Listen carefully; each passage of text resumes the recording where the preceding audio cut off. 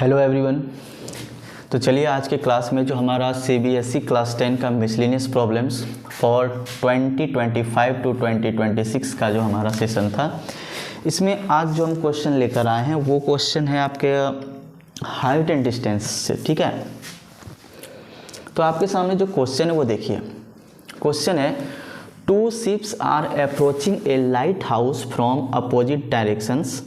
The angles of depression of two ships from the top of a lighthouse are 30 degree and 45 degree. If the distance between the two ships is 100 meters, find the height of the lighthouse.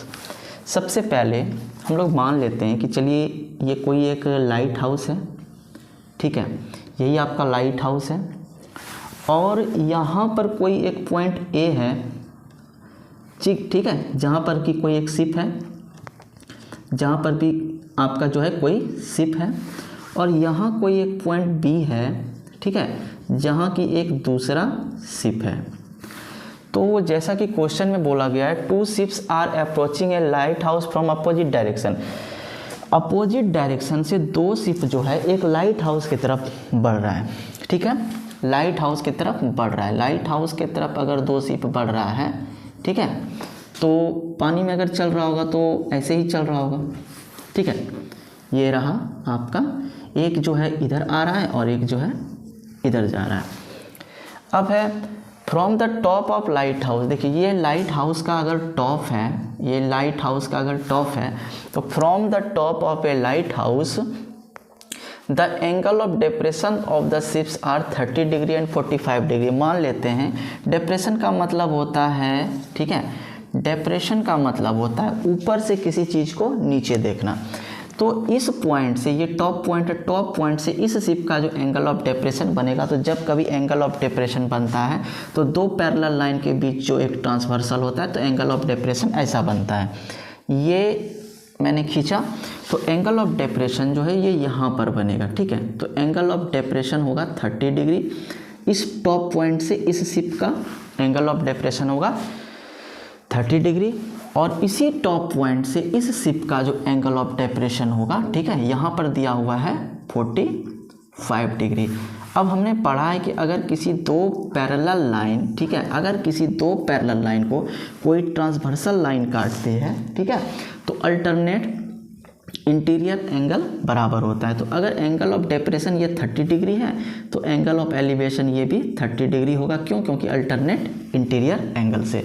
ये angle of depression 45 degree है तो ये angle of depression भी हो जाएगा 45 degree. आपसे question में पूछा गया if the distance between the two ships is 100 metres. ये रहा आपका पहला शिप, ये रहा दूसरा शिप, दोनों के बीच का जो डिस्टेंस है वो आपको मेंशन किया हुआ है 100 मीटर। और ये है लाइट हाउस का आपका बॉटम, ये है लाइट हाउस का बॉटम। ठीक है, ये वाला पॉइंट है आपका लाइट हाउस का बॉटम। तो दोनों शिप के बीच की जो दूरी है वो है आपका 100 मीटर। तो क्वेश्चन में कहता है कि find the height of the light house, यानी कि आपसे ये जो लाइट हाउस है इसका हाइट पूछा गया है। तो इस वाले पॉइंट को, चूँकि इस वाले पॉइंट को हमने ए माना था, इस वाले पॉइंट को बी, तो इस वाले पॉइंट को हम लोग सी मान लेते हैं और ये जो टॉप है इसको हम लोग डी मान लेते हैं, डी सी। ठीक है, नौ लिखते हैं सॉल्यूशन में, ठीक है, let D C be the height of DC be the height of the light house। हमने मान लिया कि DC जो है लाइट हाउस का क्या है, हाइट है। ठीक है, अब यहाँ पर एक बात है कि दोनों शिप के बीच की दूरी है 100 मीटर। तो लाइट हाउस के इस बॉटम से पहले शिप की तो दूरी हमें कुछ माननी पड़ेगी, तो इस दूरी को हम लोग x मान लेते हैं। ठीक है, तो ये वाला दूरी ऑटोमेटिक हो जाएगा 100 माइनस x। ठीक है, अब लिखते हैं let the distance between the first ship and the lighthouse be x metre, ठीक है। Therefore distance between the second ship and the lighthouse क्या हो जाएगा 100 माइनस x मीटर। क्यों होगा? क्यों? Since distance between two ships are 100 metre. क्यों ऐसा हमने किया? क्योंकि दोनों शिप के बीच की दूरी 100 मीटर है। हमने पहले शिप से लाइट हाउस की दूरी को x माना, इसीलिए distance between the second ship and the light house भी 100 माइनस x मीटर।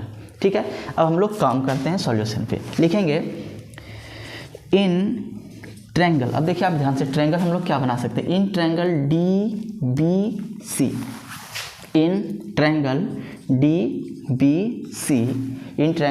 DBC, हमें ये पता है कि ये हाइट है, ये लाइट हाउस का क्या है? हाइट है, यही आपका हाइट है।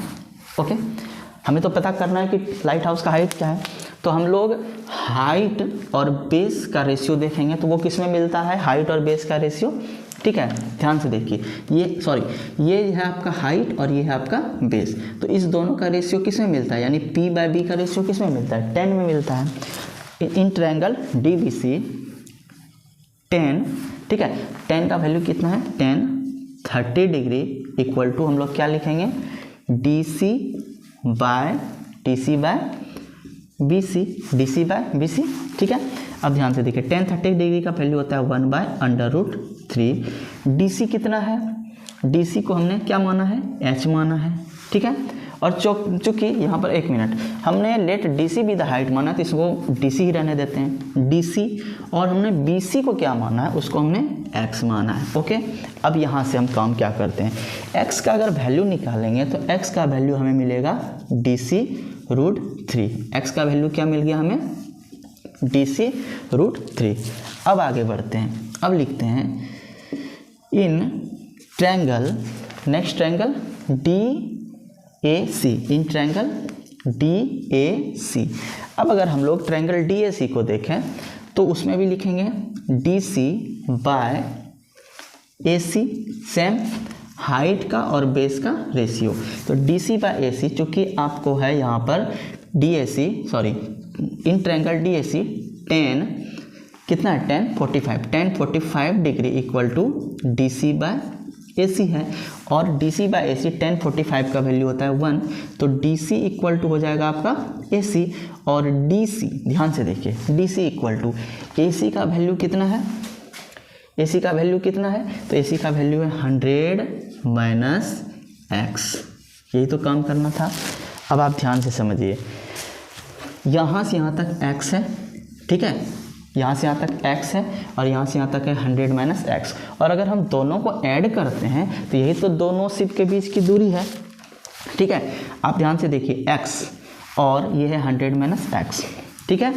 एक है x और एक है 100 माइनस x। हमको पता है कि यहाँ से यहाँ की दूरी और यहाँ से यहाँ की दूरी का सम कितना है? 100 मीटर है।